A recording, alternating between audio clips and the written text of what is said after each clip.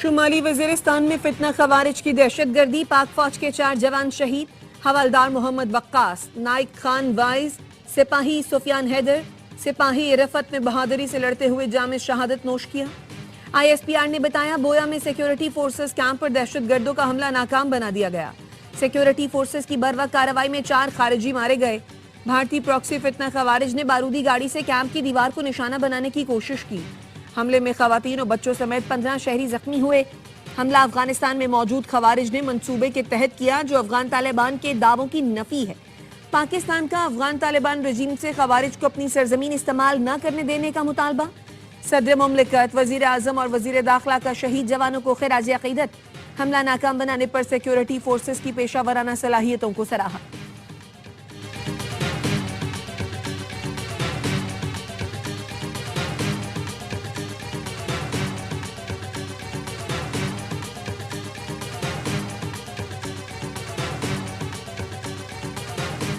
پاکستان کا افغان طالبان رجیم کو ڈیمارش، افغان طالبان رجیم کے ڈیپٹی ہیڈ آف مشن کی دفتر خارجہ طلبی۔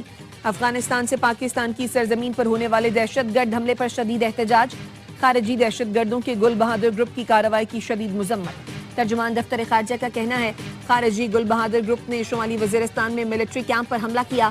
افغان طالبان رجیم کی فتنہ خوارج کی مسلسل حمایت، سہولت کاری پر پاکستان کو شدید تشویش ہے۔ افغان طالبان رجیم ذمہ داروں سہولت کاروں کے خلاف کارروائی کرے۔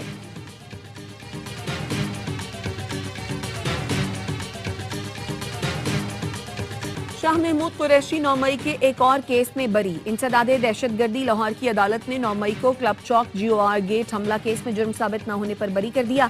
عمر سرفراز چیمہ، یاسمین راشد، اعجاز چودھری اور محمود الرشید کو 10 سال قید کی سزا سنا دی گئی۔ جج منظر علی گل نے کوٹ لکھپت جیل میں قائم عدالت میں فیصلہ سنایا۔ مجموعی طور پر 25 ملزمان کا ٹرائل ہوا، 4 اشتہاری قرار دیے گئے، 13 ملزمان بری ہوئے اور 8 کو سزا ہوئی۔ شاہ محمود قریشی 14 میں سے 5 کیس میں بری ہو چکے ہیں۔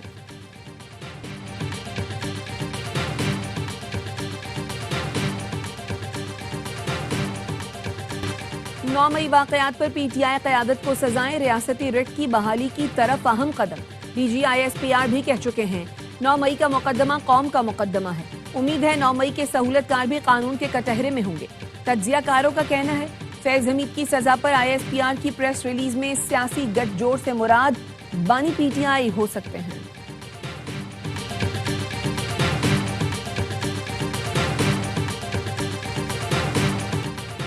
شاہ محمود سمیت قید رہنماؤں کی بانی سے ملاقات کی اجازت لی جائے۔ بانی PTI کو اگر بات سمجھ آ جائے تو پھر معاملہ آگے بڑھ سکتا ہے۔ اسد عمر کی دی رپورٹرز میں گفتگو، کہا مذاکرات کے ذریعے مسائل کا حل نکالا جائے۔ مذاکرات کی بات ہو تو حکومت سب سے کمزور فریق ہے۔ بانی PTI کے ایک ٹویٹ سے سارا معاملہ رک جاتا ہے تو کیا فائدہ؟ بانی PTI کہیں کوشش کرنا چاہتے ہیں تو کر لیں تو یہ بڑی بات ہوگی۔ اسیروں کی رہائی اور سیاسی بحران کے خاتمے کی کوشش اچھی نیت ہے۔ فواد چودھری کی اچھی کوشش ہے۔ آگے بڑھنے کے لیے PTI کو بھی اپنے رویے میں تبدیلی لانا ہوگی۔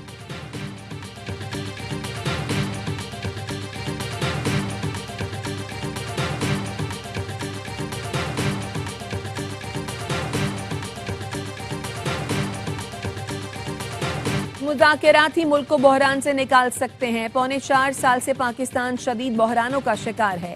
کوٹ لکھپت جیل میں قید PTI رہنماؤں کا خط، شاہ محمود، یاسمین راشد، سرفراز چیمہ، اعجاز چودھری، محمود الرشید نے خط میں لکھا PTI کے مرکزی رہنما سمجھتے ہیں ہر سطح پر گفت و شنید ہی واحد حل ہے۔ ہر محب وطن کی ذمہ داری ہے ملک کا سوچے اور پرامن ذرائع سے مقاصد حاصل کرے۔ بانی PTI نے تحریک تحفظ آئین کو ذمہ داری دی کہ قومی جماعتوں کی مشاورت سے حل نکالیں۔ وسیع تر مشاورت در حقیقت مذاکرات کا دروازہ ہے۔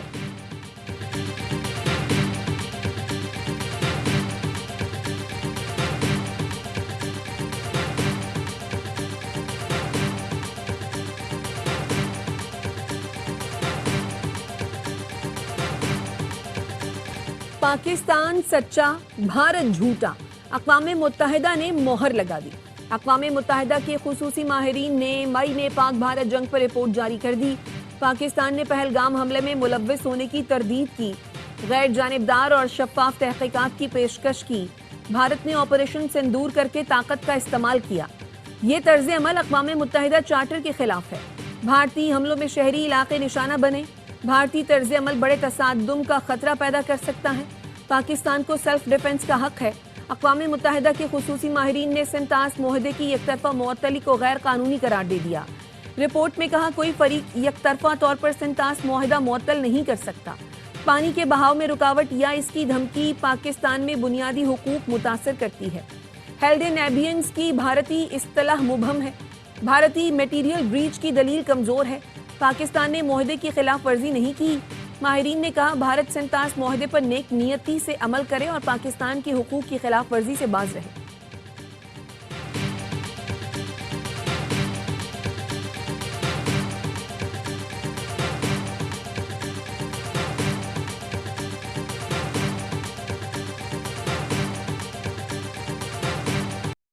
بھارت کا راہ فرار 60 دن کی مہلت کے باوجود کوئی جواب نہ دے سکا۔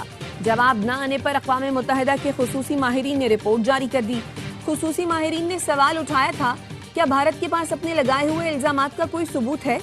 بھارت طاقت کے غیر قانونی استعمال کی وجہ سے انسانی زندگیوں کے نقصان کا ازالہ کرے گا؟ اس پر معافی مانگے گا؟ کیا بھارت سنتاس معاہدے کی ذمہ داریاں ادا کرے گا؟ پاکستان کے قانونی حقوق اور بنیادی انسانی حقوق کی پاسداری کرے گا؟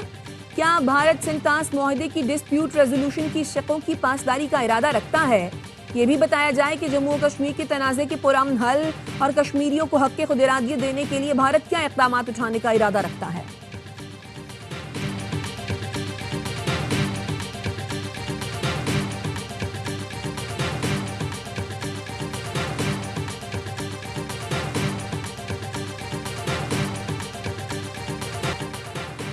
بھارت نے چناب کے بعد دریائے جہلم اور نیلم کا پانی بھی روک لیا۔ 4 روز پہلے دونوں دریاؤں میں پانی کا بہاؤ 5000 کیوسک تھا، جو کم ہو کر 3000 کیوسک رہ گیا۔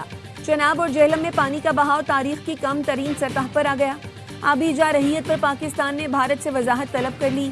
پاکستانی کمشنر انڈس واٹر نے چناب میں پانی کی غیر معمولی کمی کا معاملہ اٹھایا۔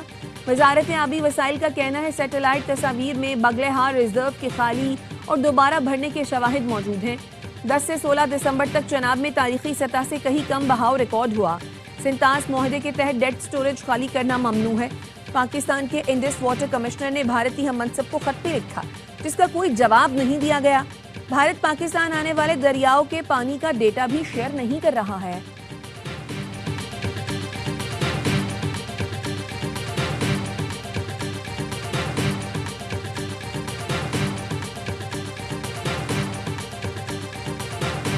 پاکستان اپنے آبی حقوق پر کوئی سمجھوتا نہیں کرے گا۔ بھارتی اقدامات سے پاکستان کی غذائی سلامتی کو خطرہ لاحق ہے۔ سنتاس معاہدہ نافذ العمل اور فریقین پر اس کی پاسداری لازم ہے۔ بین الاقوامی برادری بھارت کی آبی جارحیت کا نوٹس لے۔ نائب وزیر اعظم اسحاق ڈار کی غیر ملکی سفارتکاروں کو بریفنگ۔ کہا بھارت کا حالیہ اقدام پانی کو بطور ہتھیار استعمال کرنے کی واضح مثال ہے۔ پاکستان واضح کر چکا ہے کہ پانی روکنا یا رخ موڑنا جنگی اقدام تصور ہوگا۔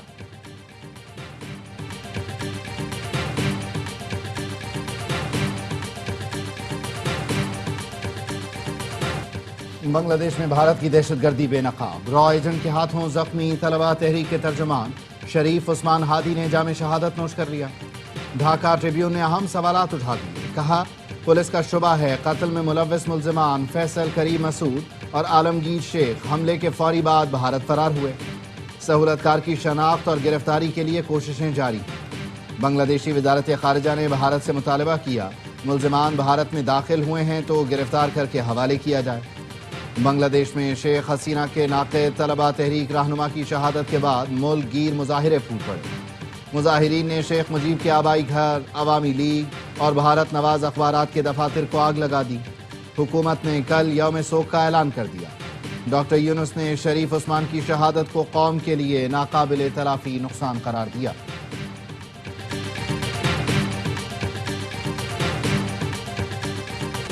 کراچی میں جماعت اسلامی کے دھرنوں سے شدید ٹریفک جام۔ ایم اے جناح روڈ، صدر، اولڈ سٹی ایریا میں گاڑیوں کی طویل قطاریں۔ گرو مندر گارڈن، شارع فیصل، حسن سکوائر، نیشنل اسٹیڈیم، لیاقت آباد پر بھی ٹریفک سست روی کا شکار۔ رش آور میں دفتروں سے گھر جانے والوں کو پریشانی کا سامنا کرنا پڑا۔ کراچی میں ہیوی ٹریفک سے حادثات، ای چالان، بھتہ خوری اور زمینوں پر قبضے کے خلاف جماعت اسلامی نے 13 مقامات پر دھرنے دیے۔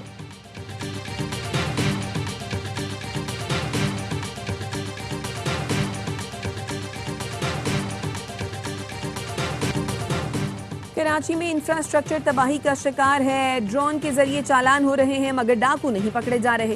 سندھ حکومت کراچی دشمنی کر رہی ہے، حادثات میں 97 افراد جان سے گئے، شہری پیاروں کی لاشیں اٹھا رہے ہیں۔ وزیر اعلیٰ بتائیں حادثات کب رکیں گے؟ امیر جماعت اسلامی کراچی مونم ظفر کا دھرنے سے خطاب، کہا پیپلز پارٹی کا تعاقب جاری رہے گا، سندھ حکومت اپنے 17 برس کی کارکردگی کا حساب دے۔ ترجمان سندھ حکومت سعدیہ جاوید کہتی ہیں جماعت اسلامی کے دھرنے ان کی ناکامی کا ثبوت ہیں، چالان اور جرمانوں کا مسئلہ ہے تو لاہور اور اسلام آباد میں دھرنے کیوں نہیں دیے جاتے؟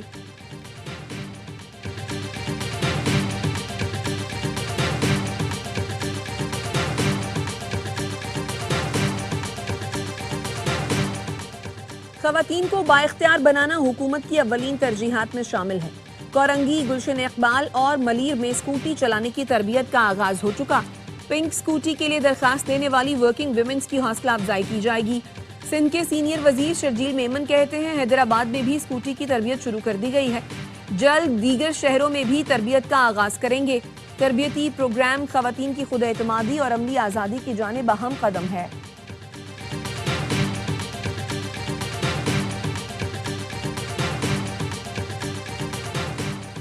پی ٹی آئی دور کے مشیر احتساب شہزاد اکبر کو وطن لانے کی کوشش، حکومت پاکستان کی جانب سے بھیجی گئی دستاویزات برطانوی حکومت کو مل گئیں۔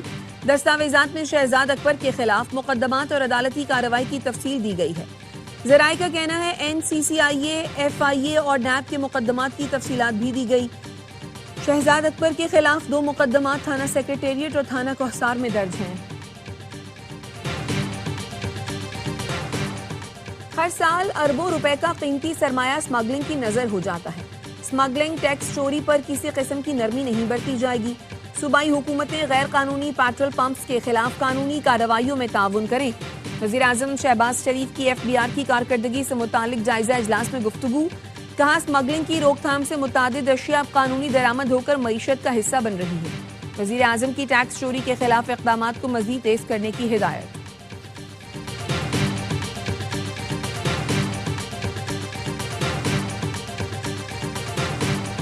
پاک چین اور پاک ایران سرحدی تجارت میں اہم پیش رفت، نیشنل لاجسٹکس کارپوریشن نے سرحدوں پر جدید ترین سکینر سسٹمز نصب کر دیے۔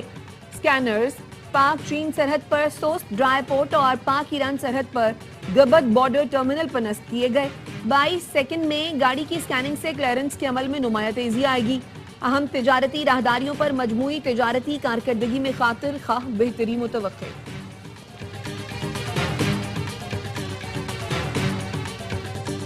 سینٹ کی قائمہ کمیٹی مواصلات کے اجلاس میں جھڑپ، وفاقی وزیر علیم خان اور سینیٹر پلوشہ خان میں تلخ کی، ایک دوسرے کو شٹ اپ کال۔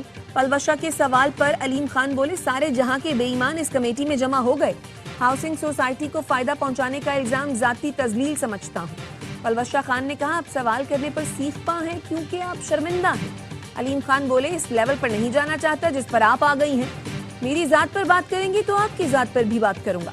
پرویز رشید کی بیچ بچاؤ کی کوشش کام نہ آئی، چیئرمین کمیٹی کے کہنے پر علیم خان کی معذرت، اپنے الفاظ واپس لے لیے۔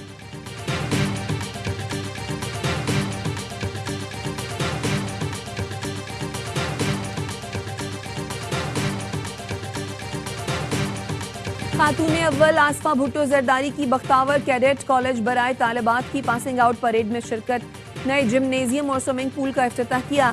آصفہ بھٹو زرداری کا کہنا تھا خواتین کو بااختیار بنانا ملک کے روشن مستقبل کی ضمانت ہے۔ P A F airman academy Korangi میں پاسنگ آؤٹ پریڈ، پاک فضائیہ، پاک بحریہ اور دوست ملکوں کے ٹرینرز کی شرکت۔ بہترین کارکردگی پر ایئر کرافٹ مین سارجنٹ احمد حسین عارف کو ایئر چیف ٹرافی دی گئی۔ ایئر کرافٹ مین حمزہ علی نے اصغر خان ٹرافی حاصل کر لی۔ نور خان ٹرافی بھی aircraftman Ahmed Hussain Arif کے نام رہی۔ A O C trophy academy sergeant aircraftman Shafqat Noor نے جیتی۔ شری لنکا کے ایل اے سی ہیراٹ کو بہترین غیر ملکی ٹرینی کی ٹرافی دی گئی۔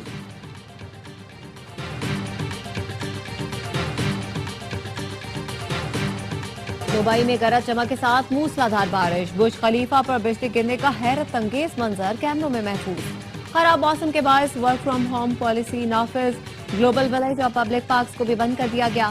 فلائٹ آپریشن متاثر، مسافروں کا شارجہ ایئرپورٹ پر احتجاج۔ سعودی عرب کے شمالی علاقوں میں برف باری سے سردی کی شدید لہر آ گئی۔ تبوک کے پہاڑی علاقے نے برف کی سفید چادر اوڑھ لی۔ پاکستان اور بھارت انڈر 19 ایشیا کپ کے فائنل میں دفاعی چیمپئن بنگلہ دیش ناک آؤٹ۔ شاہینوں نے سیمی فائنل میں بنگال ٹائیگرز کو 8 وکٹ سے آؤٹ کلاس کر دیا۔ گرین شرٹس نے بارش سے متاثر میچ میں 122 رنز کا ہدف 63 گیند پہلے حاصل کیا۔ سمیر منہاس نے 69 رنز کی میچ وننگ اننگز کھیلی۔ بنگلہ دیشی ٹیم پہلے کھیل کر 121 پر ڈھیر ہوئی۔ عبدل سبحان نے 4 کھلاڑیوں کو آؤٹ کیا۔ اتوار کو پاکستان اور بھارت کے درمیان ٹائٹل کے لیے جنگ ہوگی۔